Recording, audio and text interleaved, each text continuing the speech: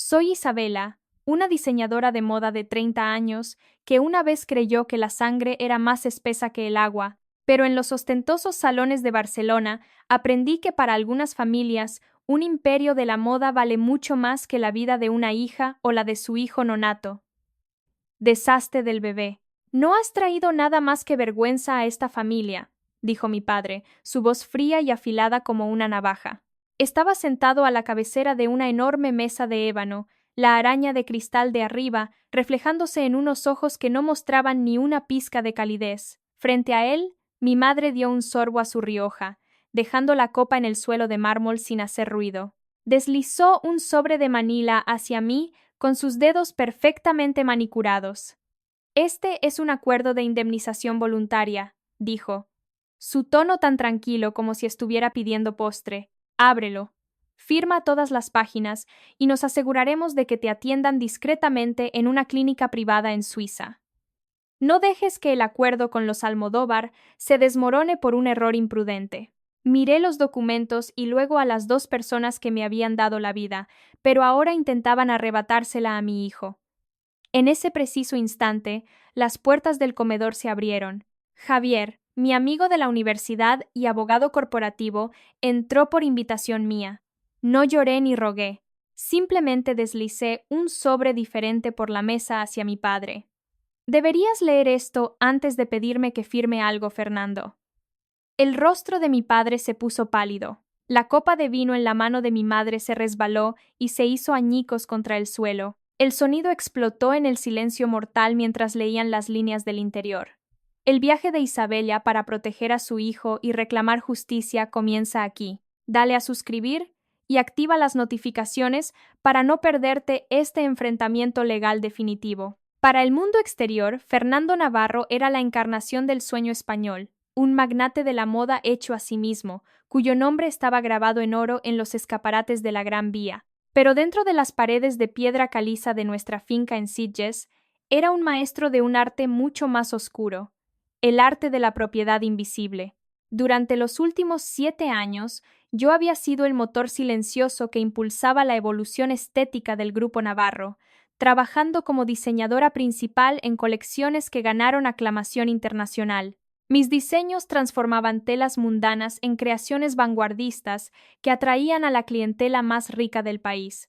Sin embargo, mi nombre nunca apareció en un solo comunicado de prensa o placa de diseño. Fernando insistió en que el ego individual era un veneno para la marca familiar, diciéndome que nuestro legado era una fortaleza colectiva, y yo era simplemente una piedra vital dentro de sus muros. Mantuvo este control a través de una sofisticada mezcla de estrangulamiento financiero y manipulación emocional. Mientras mis compañeros de universidad establecían sus propias firmas y construían patrimonio, yo vivía con un salario simbólico que apenas cubría mis gastos básicos en una ciudad cara como Barcelona. Cada vez que abordaba el tema de un contrato a precio de mercado o una licencia independiente para mis diseños, Fernando se recostaba en su silla de cuero, juntaba los dedos y evocaba el recuerdo de mi difunta abuela. Me recordaba que ella había establecido un fondo fiduciario de 10 millones de euros específicamente para mí, una red de seguridad destinada a ser entregada cuando cumpliera 35 años o cuando él se jubilara. Se presentaba como el diligente guardián de mi futuro, afirmando que mi sacrificio actual era meramente una pasantía para demostrar que era digna de una herencia tan masiva. Le creí porque quería creer que el amor de un padre no podía ser una transacción, incluso cuando me obligaba a trabajar semanas de 80 horas hasta que mis manos estaban manchadas de tela y mis ojos ardían por el software de diseño. Carmen, mi madre, era la encargada de hacer cumplir esta jerarquía doméstica, asegurándose de que la imagen de la familia Navarro permaneciera impecable. Ella veía mi carrera no como una vocación profesional, sino como un activo conveniente y de bajo costo para el balance de mi padre. Durante nuestros raros almuerzos, criticaba mi apariencia o mi falta de ascenso social, siempre desviando la conversación hacia lo mucho que Fernando había invertido en mi educación y crianza. La implicación siempre era la misma. Les debía mi talento, mi tiempo y mi silencio.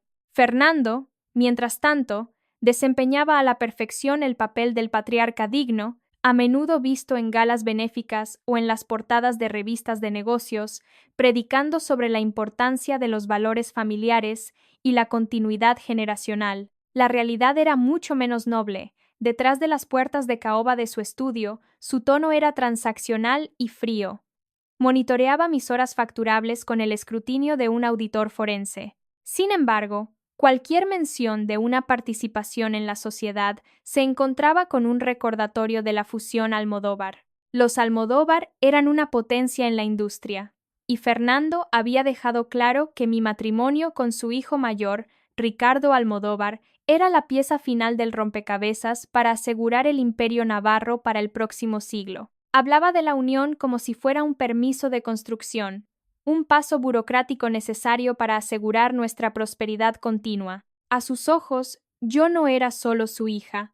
Yo era la pieza de bienes raíces más valiosa que poseía, y estaba decidido a desarrollarme, exactamente de acuerdo con sus planos, sin importar el costo para mi alma. El silencio de mi baño en la finca de Sitges se sentía pesado, vibrando con el secreto que sostenía en mis manos temblorosas, una pequeña tira de plástico con 2 líneas rosadas que cambiaron la trayectoria de mi vida para siempre. Había pasado meses de luto por Alejandro Vidal, un brillante fotógrafo que había sido la única persona que realmente me vio fuera de la sombra de los Navarro antes de que su vida fuera trágicamente truncada en un accidente automovilístico en los Pirineos. Este niño era más que una realidad biológica.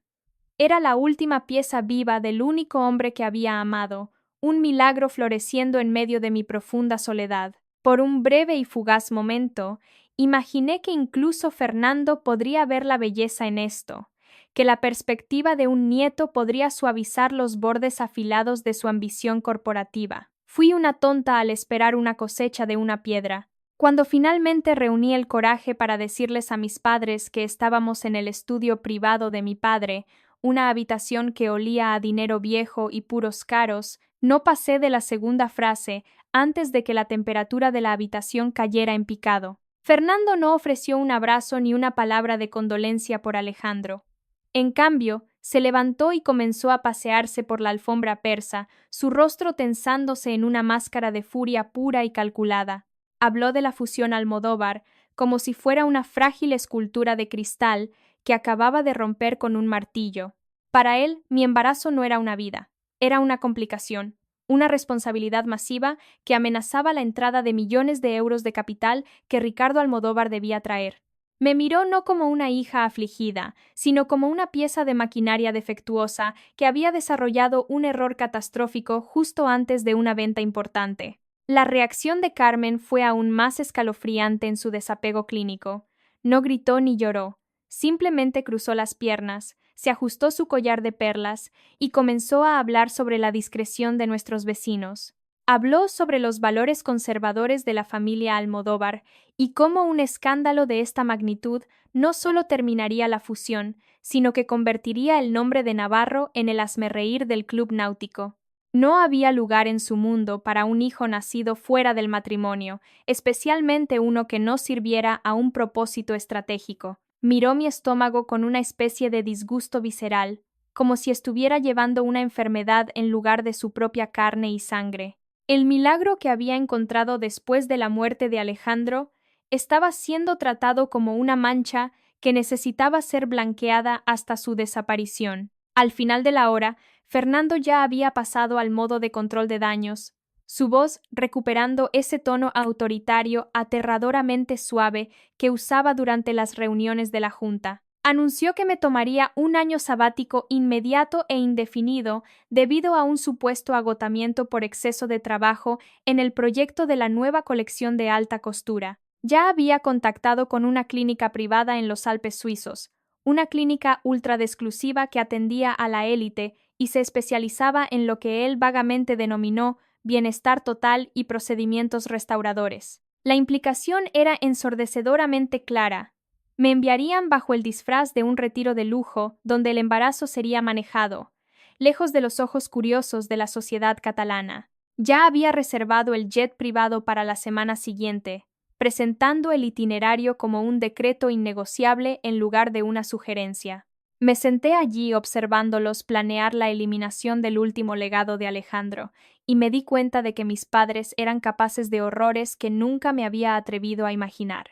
Fernando habló sobre la privacidad de clase mundial de la clínica suiza con una sonrisa enfermiza, prometiendo que una vez que se realizara el procedimiento, podría regresar a Sitges con un borrón y cuenta nueva, lista para cumplir con mi deber con Ricardo. Habló de mi futuro como si todavía fuera dueño de cada segundo, completamente ajeno al hecho de que su crueldad finalmente había roto el último hilo de mi lealtad.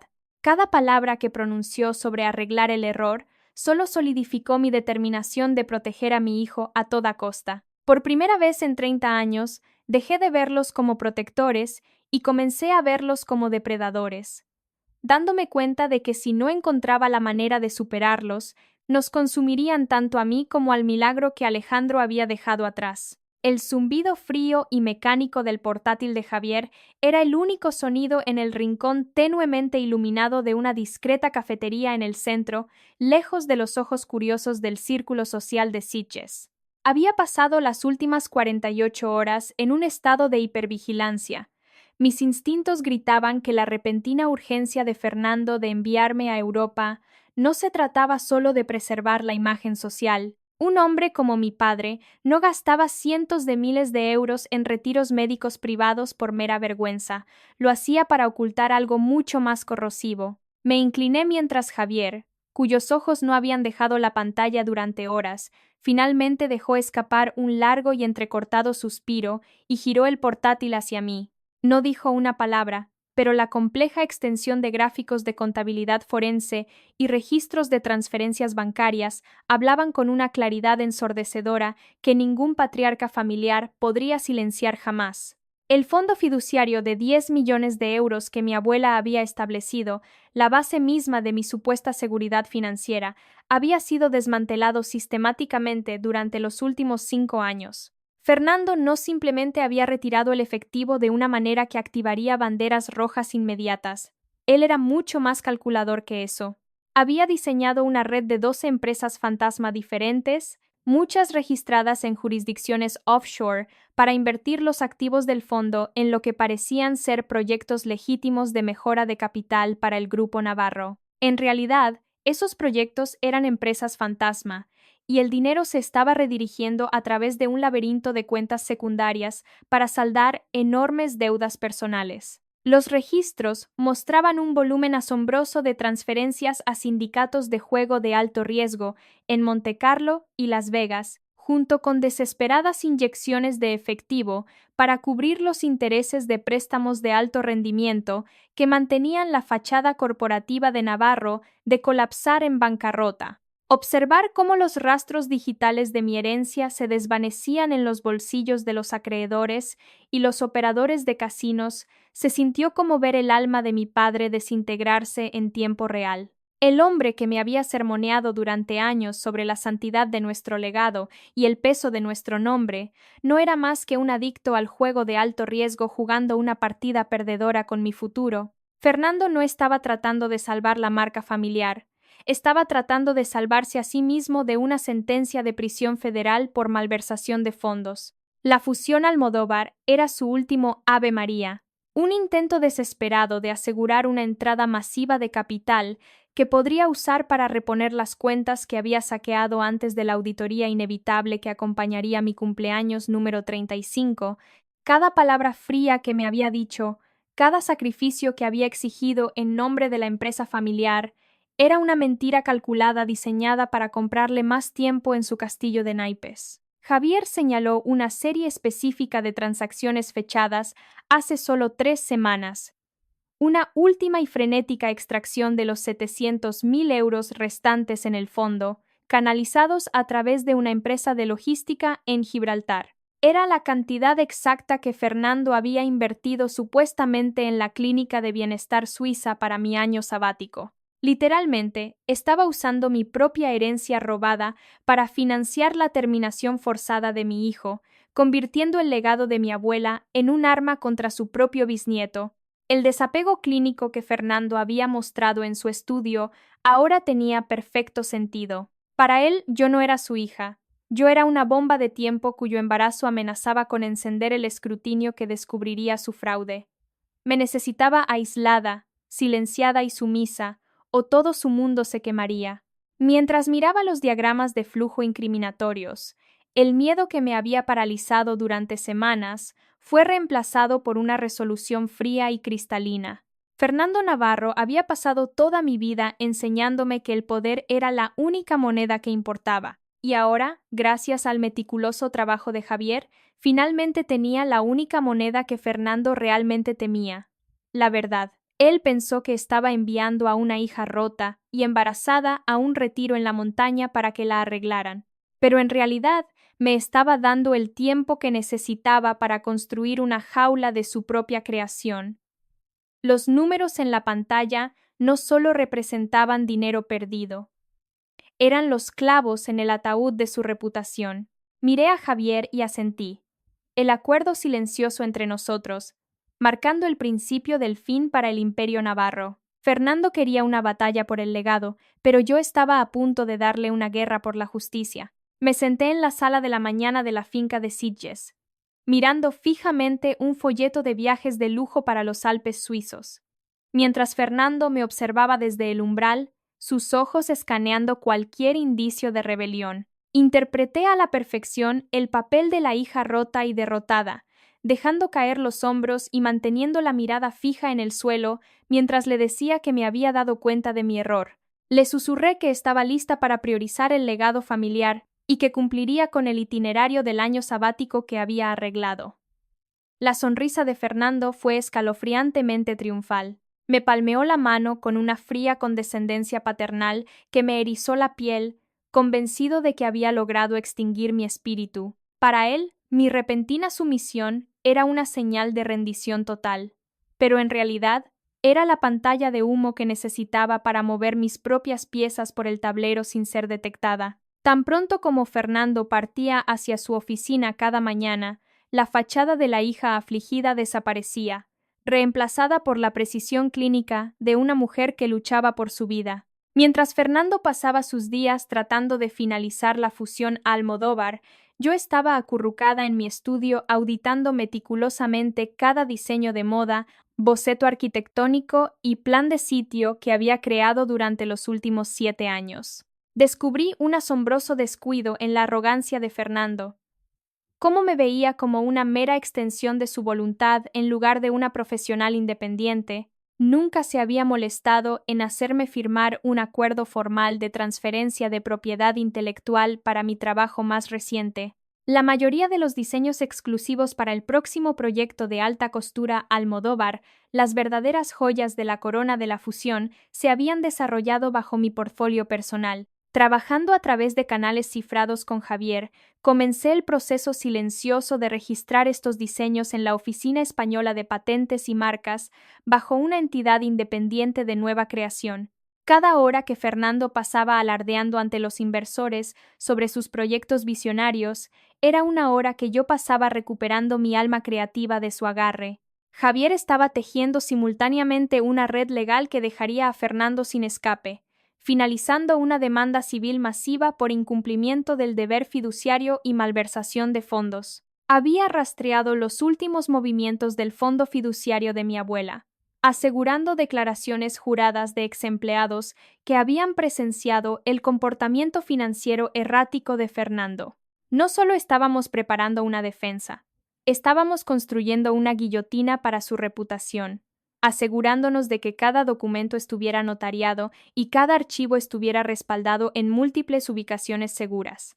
Carmen, siempre la observadora encargada de la imagen social, sospechaba cada vez más de mis largas horas en el estudio, pero la neutralicé, fingiendo un repentino interés obsesivo en el discreto vestuario que necesitaría para Suiza. Dejé que me arrastrara a boutiques de alta gama y me senté durante horas escuchando sus sermones sobre cómo comportarme como una mujer navarro una vez que esta desafortunada situación se resolviera. Fue una actuación nauseabunda, pero me compró el tiempo que necesitaba para asegurar que, para cuando el jet privado estuviera listo para despegar, Fernando sería quien enfrentaría un exilio, no yo. Observé a mi madre elegir abrigos de cachemira para un viaje que ella creía que borraría la existencia de mi hijo, todo mientras Javier presentaba los avisos finales de investigación ante las autoridades federales. La atmósfera en la casa se volvió cada vez más sofocante a medida que se acercaba la fecha de nuestra última cena familiar,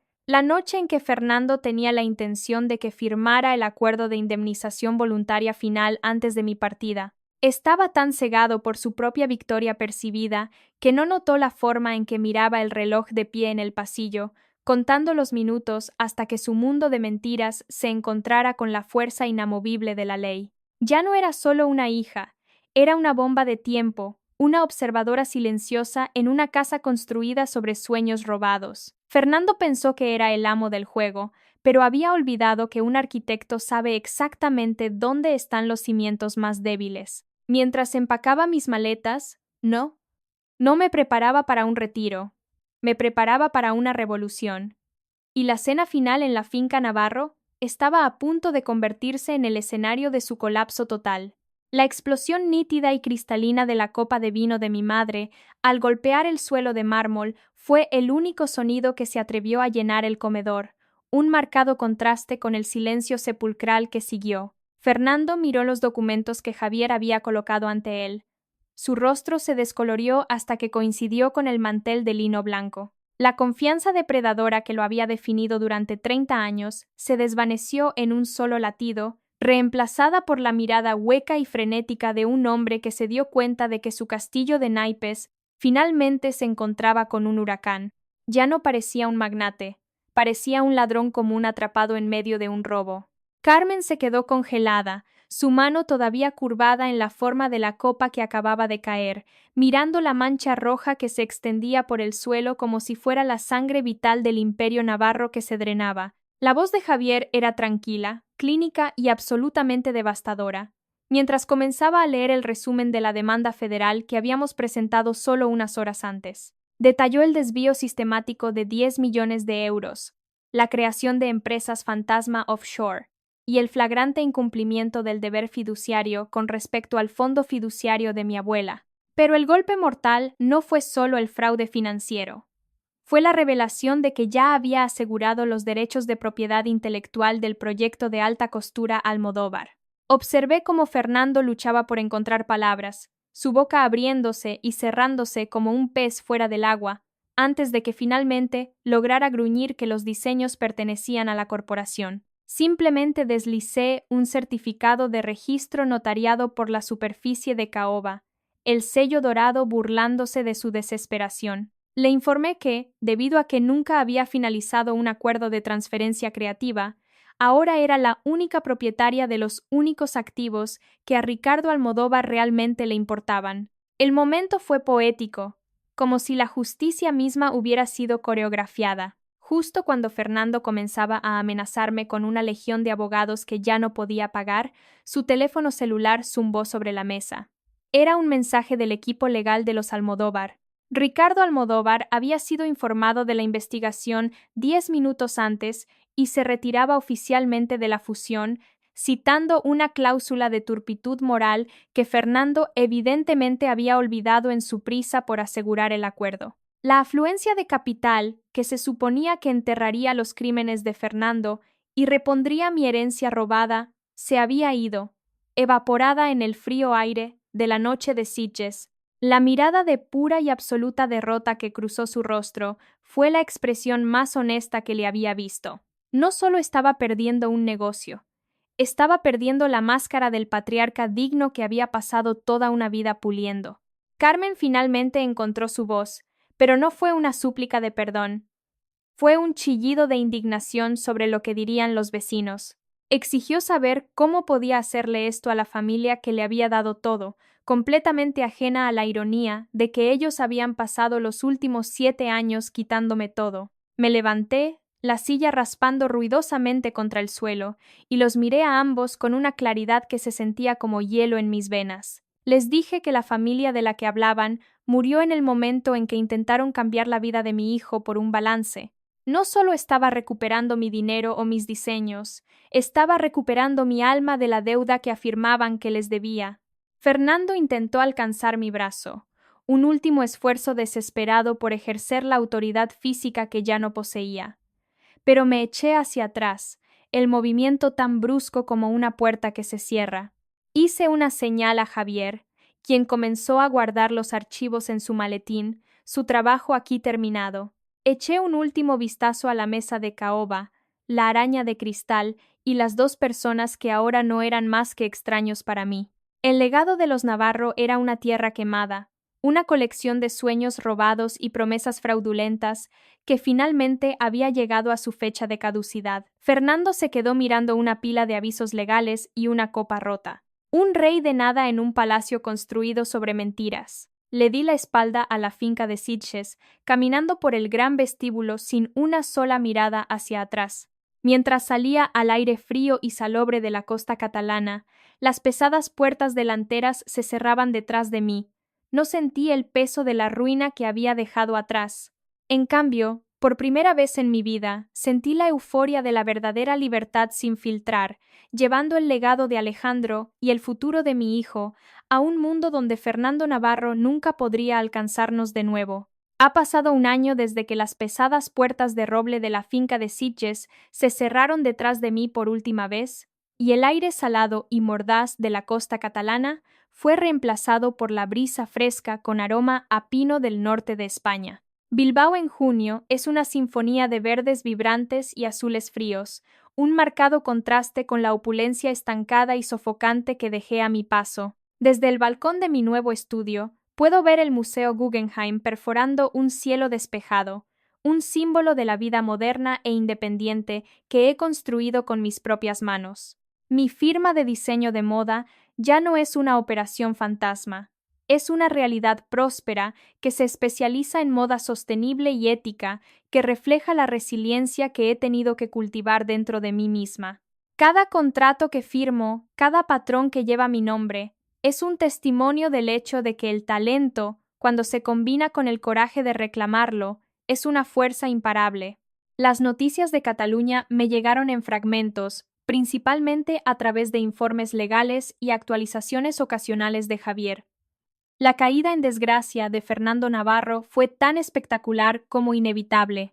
Enfrentado a la montaña de pruebas forenses que presentamos, eligió aceptar un acuerdo de culpabilidad federal para evitar la humillación pública de un juicio de alto perfil. Fue sentenciado a 30 meses en una instalación de seguridad mínima y, quizás lo más devastador para un hombre de su ego, recibió una prohibición de por vida para ocupar cualquier puesto ejecutivo en una empresa que cotiza en bolsa. El Grupo Navarro fue liquidado para satisfacer a los acreedores y reponer los fondos que había desviado del fondo fiduciario de mi abuela. Carmen, incapaz de mantener el estilo de vida de Sitges con un mísero cheque de seguridad social, se mudó a un pequeño apartamento en Málaga, lejos de los clubes náuticos y las galas que alguna vez definieron su existencia. Están viviendo en las ruinas de un legado que ellos mismos quemaron, una justicia poética que no requiere más intervención de mi parte. Mi hijo Alejandro, llamado así por el hombre que me dio la fuerza para esperar,